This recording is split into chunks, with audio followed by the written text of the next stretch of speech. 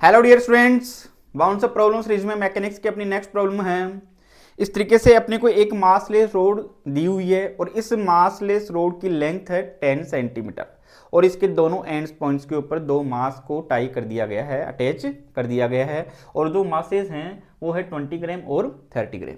अब इस रोड के सेंटर से एक वायर को लगा दिया गया है जिसको ऊपर लटका दिया है। अब ये एक तरीके से इसको थोड़ा सा मैं अगर घुमा के छोड़ देता हूं तो ये इस तरीके से रोटेट करना स्टार्ट कर देगा। इसका मीन्स ये जो सिस्टम था वो एक तरीके से टॉर्जनल पेंडुलम के अंदर कन्वर्ट हो गया और इस टॉर्जनल पेंडुलम के लिए अपने को जो टॉर्जनल कांस्टेंट है उसकी वैल्यू अपने को गिवन है 1.2 इंटू 10⁻⁸ और ये बोल रहा है कि जब ये रोटेट करना स्टार्ट करता है तो एंगुलर फ्रीक्वेंसी है उसकी वैल्यू है n इंटू 10⁻³ रेडियन पर सेकंड। तो अपने को इस n की वैल्यू फाइंड करनी है। तो देखिए सबसे पहले ये जो रोटेट करना स्टार्ट करेगा तो ये सेंटर ऑफ मास के अलोंग होगा। तो जैसे अगर अपने को दो मास अगर गिवन हो m1 m2 और इन दोनों के बीच की डिस्टेंस हो r और ये मान लेता हूं मैं इनका सेंटर ऑफ मास यहां पर है m1 से x डिस्टेंस पर। तो इस x की वैल्यू अपन फाइंड कर सकते हैं तो वो होती है m2r upon m1 plus m2 और अगर अपने को m2 से फाइंड करनी हो तो अपन यहां से इसको r में से इसको x को माइनस कर देंगे तो वहां वो अपने पास में सेंटर ऑफ मास की m2 से डिस्टेंस निकल के आ जाएगी। अब अपने पास में यहां पर मास है 20 ग्राम और 30 ग्राम और इनके बीच की जो डिस्टेंस है वो है अपने पास में 10 सेंटीमीटर। तो मैं ये x की वैल्यू फाइंड करता हूं किससे, इस 20 ग्राम से। तो m2 तो कितना हुआ 30, नीचे दोनों का टोटल कितना हो गया 50 इंटू दोनों के बीच की डिस्टेंस 10 सेंटीमीटर, ये इससे कैंसिल आउट। तो x की वैल्यू अपने पास में निकल के आ गई 6 सेंटीमीटर। इसका मीन्स इन दोनों मासेस के लिए तो सेंटर ऑफ मास वो यहां पर होगा 20 ग्राम से ये 6 सेंटीमीटर पर होगा और 30 ग्राम के लिए ये 4 सेंटीमीटर पे हो जाएगा। अब जो सेंटर ऑफ मास C है इसके अलोंग अगर अपन मोमेंट ऑफ इनर्शिया निकालते हैं तो I की वैल्यू अपने पास में निकल के आएगी, I इक्वल टू होता है mr²।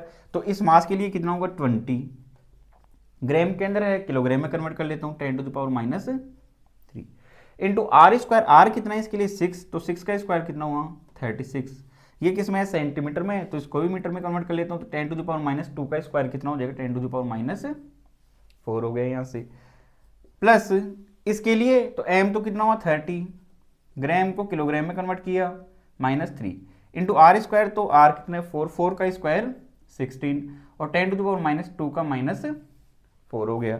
तो यहाँ से I की वैल्यू अपने पास में निकल के आ जाती है 10⁻, ये एक जीरो कैंसिल आउट होगा तो 10⁻² बचेगा, माइनस के 2 और माइनस के 4 माइनस के 6, तो ये 10⁻6 को बाहर निकाल लेता हूं मैं। 36 इंटू 2 ये अपने पास बन जाएगा 72 हो गया और यहाँ से 60 इंटू 3 तो ये अपने पास बन जाएगा 48। तो ये हो गया अपने पास में 120। तो इसको मैं ये लिख सकता हूँ 12 इंटू 10⁻⁵। यहाँ से अपने पास में I की वैल्यू निकल के आ गई। अब अपने को पता है कि ओमेगा इक्वल टू होता है √C/I। तो ओमेगा की वैल्यू अपने पास में निकल के आएगी, C की वैल्यू अपने पास में है 1.2 इंटू 10⁻⁸ अपॉन ये यहां से कितना है 12 इंटू 10⁻⁵। तो मैं इसको इस तरीके से लिखता हूँ, इस पॉइंट को उठा देता हूँ, इसको मैं माइनस का 9 कर सकता हूँ, ये इससे कैंसिल आउट हो जाएगा। तो यहां से ओमेगा की वैल्यू अपने पास में निकल के आएगी √10⁻⁴। तो ओमेगा अपने पास में निकल के आएगा 10⁻²। लेकिन अपने को जो गिवन है उसमें कितना 10⁻³ आ रहा है, तो इसको मैं इस तरीके से लिख सकता हूँ 10 इंटू 10⁻³ रेडियन पर सेकंड। अब इसका कंपैरिजन अपन करते हैं तो अपने पास में n की वैल्यू यहां से निकल के आ जाती है